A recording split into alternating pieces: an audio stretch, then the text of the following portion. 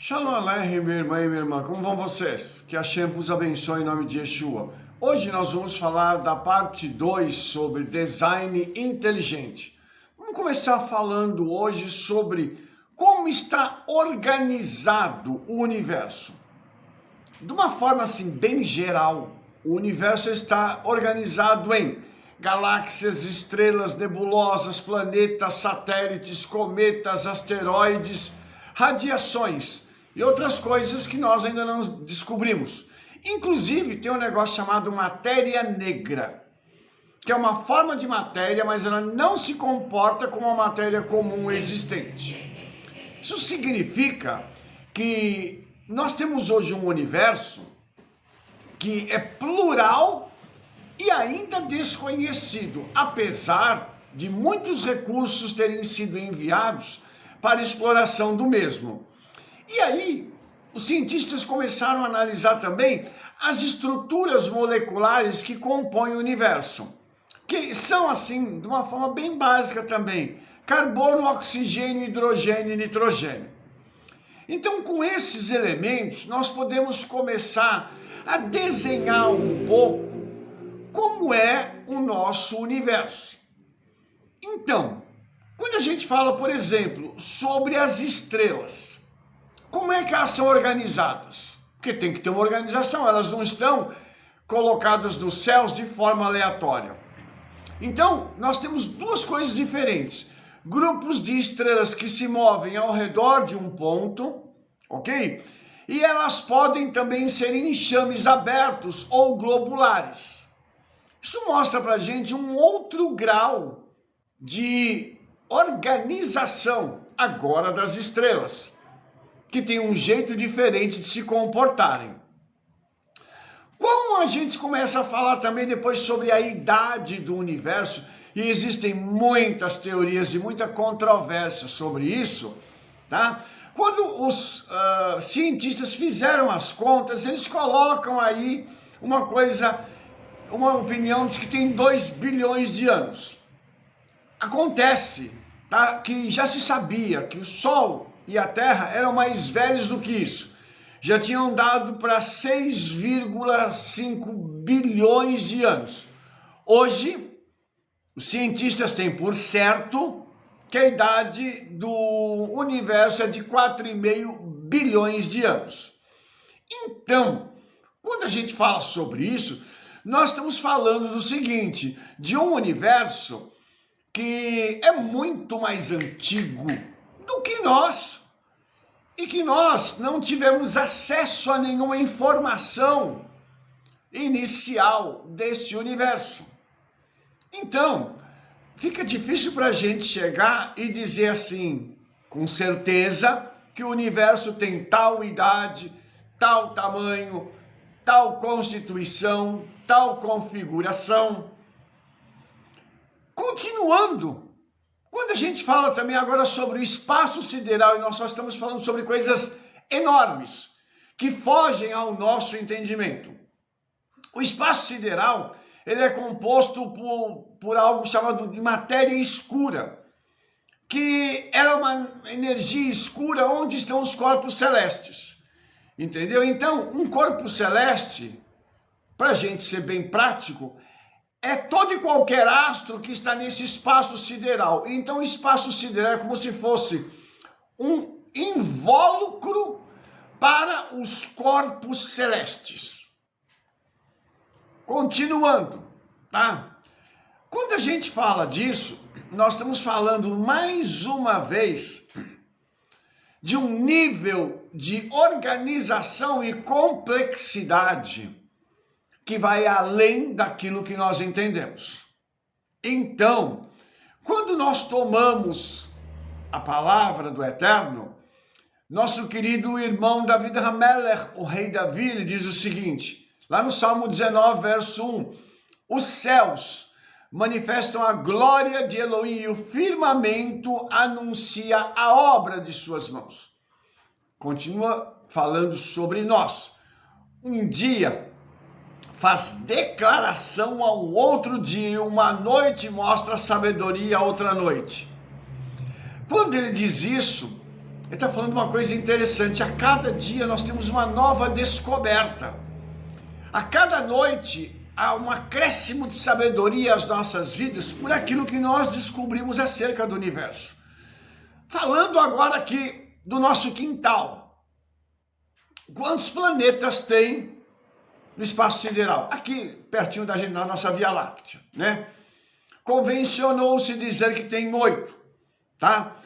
E Plutão, que foi rebaixado, que era planeta, agora já não é mais, entendeu? Então seriam 9 planetas e alguns outros corpos celestes que estão gravitando aqui ao nosso redor no sistema solar.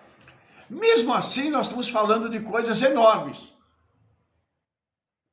E nós ainda não conhecemos 1% desse sistema solar, do qual nós somos vizinhos, ok? E aí a gente continua pensando em algumas coisas e a gente se pergunta, o que é o universo?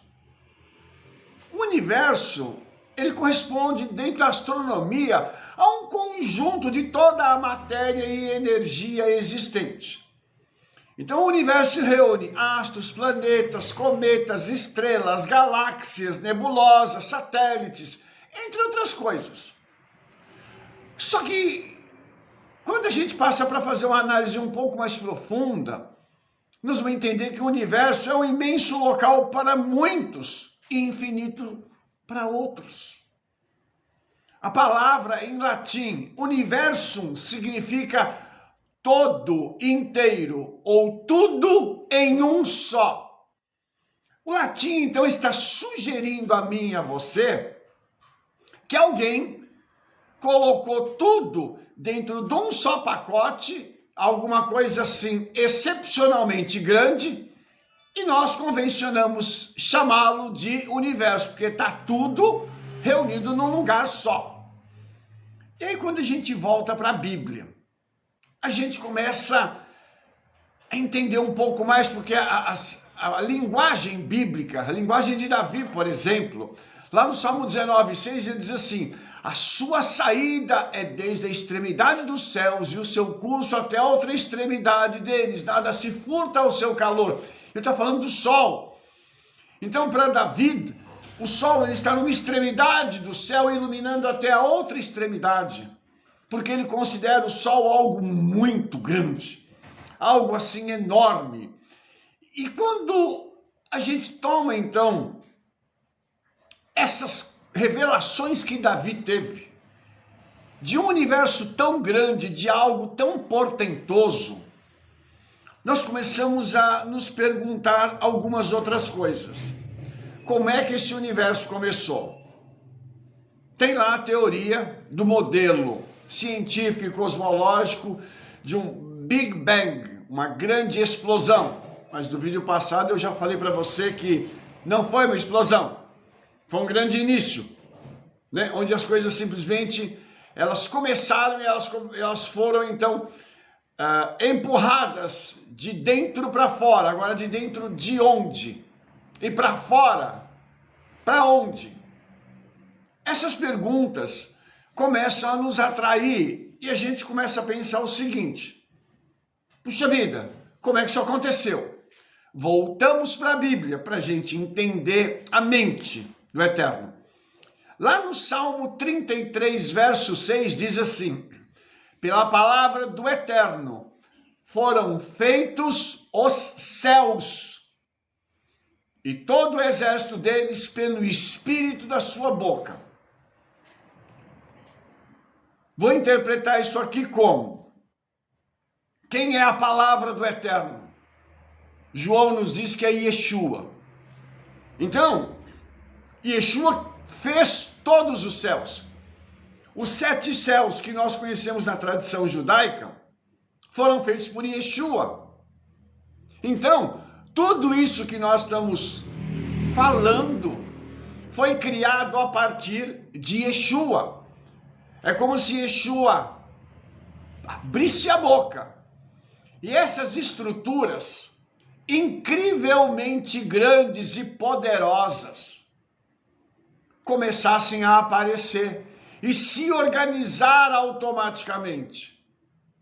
Então, a palavra que saiu da boca de Yeshua, ela não só criou, ela colocou ordem, estabeleceu limites, ela fez com que essa grandeza toda do universo fosse colocada dentro de um padrão. E a ciência descobriu que o universo ainda está em desenvolvimento. E o que significa isso? Isso significa que o universo está se expandindo, ele está crescendo. Isso me leva a entender que existem coisas que ainda estão sendo criadas num lugar que para nós é desconhecido, porque nós não conhecemos a fonte de origem lá atrás. Mas parece, pelo dito dos cientistas, que isso está em expansão. Se está em expansão, tem alguma coisa que está sendo gerada lá atrás para empurrar o universo para frente. Então, alguma coisa ainda continua sendo criada. A minha pergunta é a seguinte: se isso está acontecendo, e se isso ocorreu quando Yeshua abriu a boca para criar as coisas, que palavra é essa de Yeshua? Que poder existe em Yeshua para que ele abrisse a boca uma vez e esse universo fosse trazido à existência, ordenado, decorado, quantificado para chegar onde está hoje. E foi dada uma ordem dentro dessa palavra para que cada estrutura funcionasse dentro de um conjunto e os conjuntos funcionassem associados entre si, sendo levados à perfeição que existe hoje no nosso universo. Opa! Que palavra é essa? Eu gostaria que você parasse para refletir um pouco.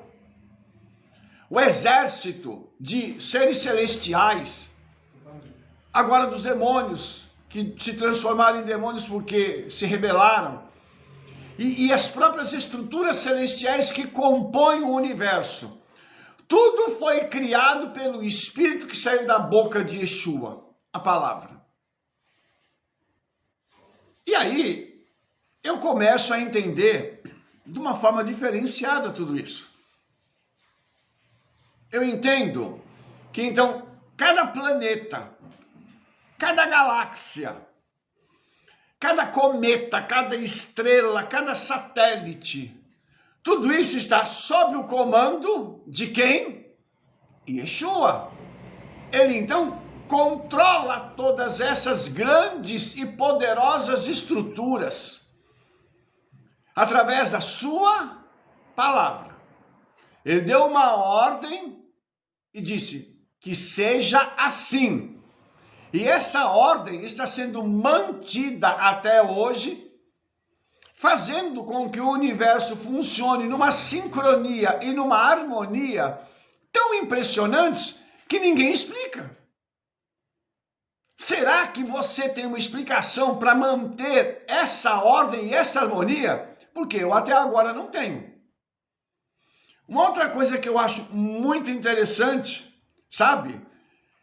É que o Eterno olha dos céus, dos altos céus, para mim e para você. Ou seja, com toda a grandeza do universo, nós, aquele planetinha azul pequenininho, nós somos o alvo da atenção do Criador. Olha que coisa interessante isso. E aí, a gente começa a pensar que quando eu olho para o céu, como o salmista diz, lá no Salmo 57, verso 11, "Seja exaltado, ó Elohim, sobre os céus, e seja a tua glória sobre a terra." Eu fico imaginando, por exemplo, que quando um sistema, uma galáxia, os planetas juntos, você sabe que eles emitem sons. A astronomia já mostrou isso pra gente. E aqueles sons que os cometas, as galáxias, os planetas, as estrelas emitem, o que você acha que significam? São só o barulho do movimento desses astros? Não. Na minha opinião, e eu quero deixar isso muito claro, na minha opinião, eles estão emitindo um louvor ao Criador. Eles estão dizendo ao Criador, obrigado por tu ter me criado e por me dar a oportunidade de estar aqui com uma estrutura no universo para louvar o teu grande e poderoso nome. Aleluia! E sabe de uma coisa, irmãos? Quando a gente começa a ver tudo isso, a gente fala assim, gente, quem sou eu? Quem é você? Para nós dizemos assim, eu não vou louvar o meu Criador, eu não vou agradecer ao meu Criador. Se as estruturas gigantescas dos céus, do universo, louvam ao Senhor. Queria te mostrar uma curiosidade da ciência. Tem uma expressão científica chamada universo paralelo. O que é isso? Ela faz referência a um conceito da física quântica relacionado com a existência de outros universos e outras realidades que são ainda desconhecidas.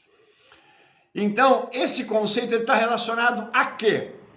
A incompreensão e a impossibilidade de assimilar a dimensão do universo. Quais são os universos paralelos que o homem não conhece? Eles estão ligados justamente aos céus, ao lugar onde habita o Criador, ao lugar onde estão os seres celestiais, o lugar para onde os salvos vão, o lugar para onde os perdidos vão, que eles estão em paralelo. Isso eu já falei num vídeo anterior. Sabe, tudo isso mostra para a gente a grandeza do Criador. E devemos nos lembrar, quem criou todas essas coisas? Foi Yeshua.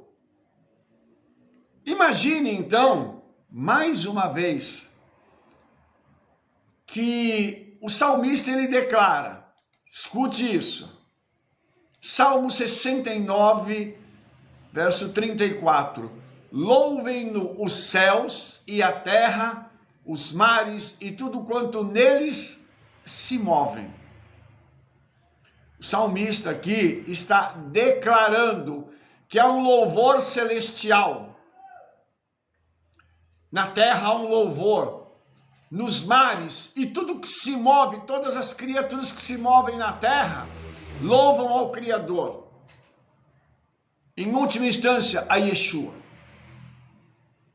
Eu fico espantado em perceber, em ouvir muitas vezes, homens e mulheres com uma arrogância tão grande, que se acham maiores do que o Senhor, que acham que eles não têm que prestar contas ou não precisam prestar louvores a Ele. Sendo que a própria natureza reconhece quem Ele é. Se curva diante da sua majestade eterna. Mas o homem não, o homem é melhor. O homem é melhor do que Yeshua. O homem é melhor do que o Hakadosh Baruch Hu, do que o Eterno. E interessante que na tradição rabínica, o Eterno é chamado de Ein Sof, o infinito.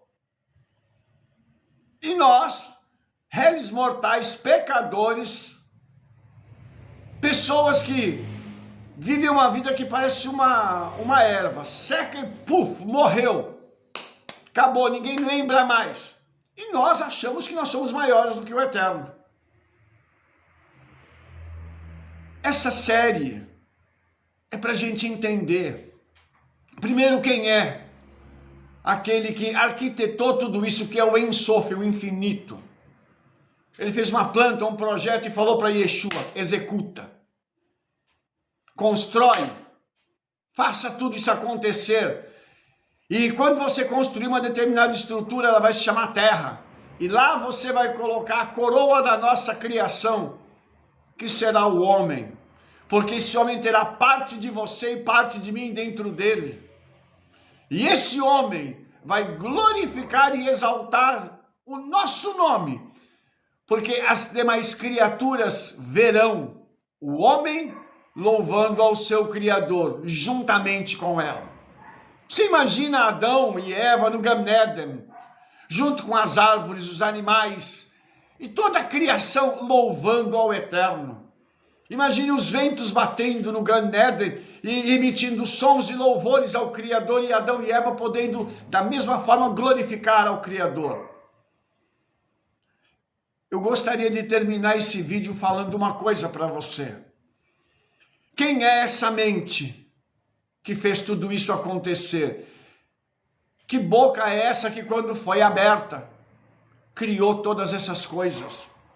E que nos dá a oportunidade de servi-lo, que dá a oportunidade a mim e a você de glorificarmos a Ele e de nos colocarmos numa posição tal que as nossas vidas sejam realmente um perfeito louvor ao Criador. Vamos continuar com essa série, eu vou mostrar outras coisas extraordinárias para você, mas por hoje eu gostaria de te dizer, lembra-te do teu Criador nos dias da tua mocidade.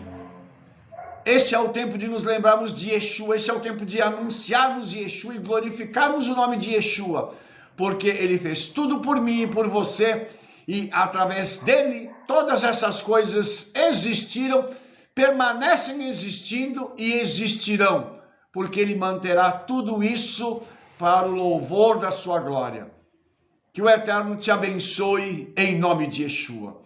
Se você gostou desse vídeo, dê um like aí, favorite, clique no sininho para que você possa receber todas as nossas notificações. E espalhe para todo mundo o trabalho que nós estamos fazendo. Envie esse vídeo para todos os seus contatos. Te vejo no nosso próximo vídeo. Shalom, shalom!